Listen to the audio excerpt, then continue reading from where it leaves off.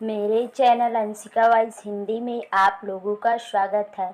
मालती देवी देवी जी 80 साल की हो गई हैं। मालती देवी के 5 बेटे हैं। मालती देवी के पति का देहांत बहुत ही कम उम्र में हो गया था। उन्होंने अपने पांचों बेटे को बहुत ही अच्छी परवरिश दी और जब वो बड़े हो गए तो उनकी शादियां कर दी। वह अपने पति के द्वारा बनाए गए छोटे से घर में रहती हैं।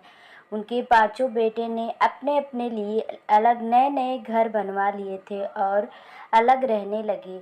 लेकिन कोई भी एक ऐसा दिन नहीं होता था जब उनके बच्चे उनसे मिलने न आते थे।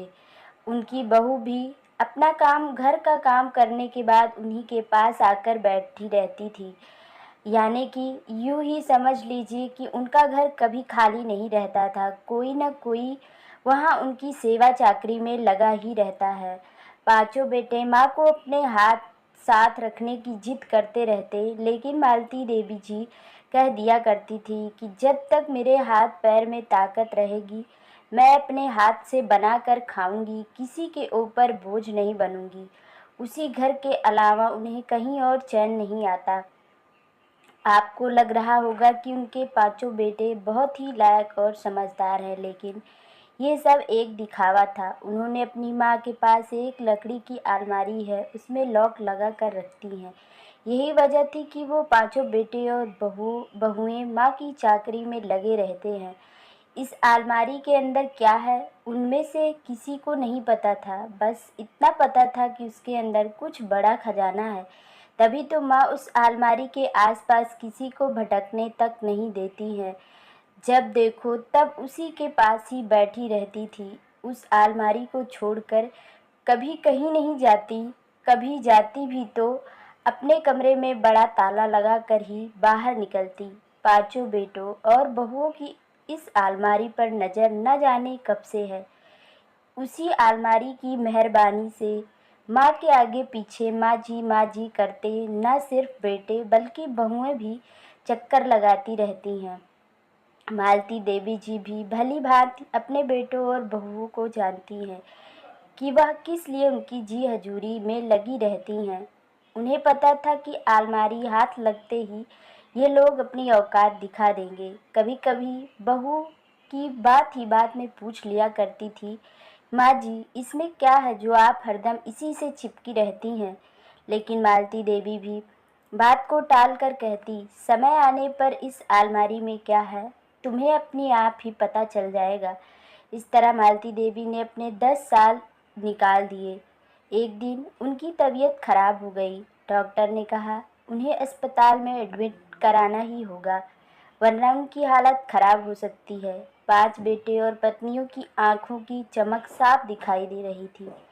माँ के कानों में यह भनक गई कि उनके बहू और बेटे आपस में इस बात पर चर्चा कर रहे थे कि माँ के जाने के बाद अलमारी में जो भी है आपस में बांटा जाएगा, सबको बराबर बराबर मिलेगा।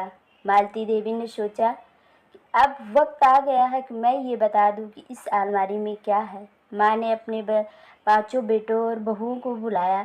बड़े बेटे ने कहा, माँ हम आपको अस्पताल लेकर चलते हैं क्योंकि आप वहाँ जाकर ठीक होंगी। माँ ने कहा, बेटा पहले मैं अलमारी खोल देती हूँ और तुम लोग उनमें क्या है ये देख लो।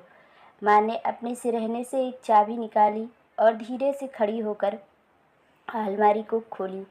5 अलग अलग जगहों पर डिब्बे में कुछ रखा हुआ था। सबकी धड़कनें तेज थी कि इसमें क्या हो सकता है। माँ ने पांचों बेटों को एक एक डिब्बा पकड़ाया। जल्दी जल्दी सबने अपना डिब्बा खोला। डिब्बा खोलते ही उनमें जो था उसे देख सबका मुंह फटा का फटा रह गया। उनमें से निकले बड़े बड़े से लोहे के टुकड़े को देख सब बारी बारी से माँ के ऊपर चिल्लाना शुरू कर दिए कि माँ ये कैसा मजाक कर रही हैं आप अपने बच्चों के साथ।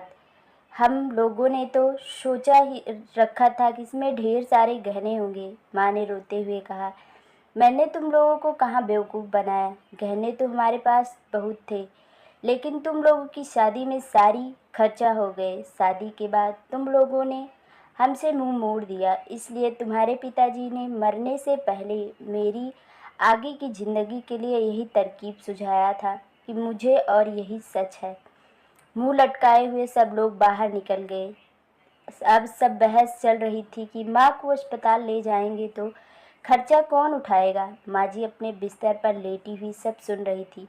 उनकी आंखों में आंसू थे। कैसे हो जाते हैं बच्चे बड़े होकर। आज की कहानी आप लोगों को कैसी लगी कमेंट बॉक्स में ज़रूर बताना, और आगे की नई नई कहानियों के लिए चैनल को सब्सक्राइब करें और अब बेल आइकन को प्रेस करें। धन्यवाद।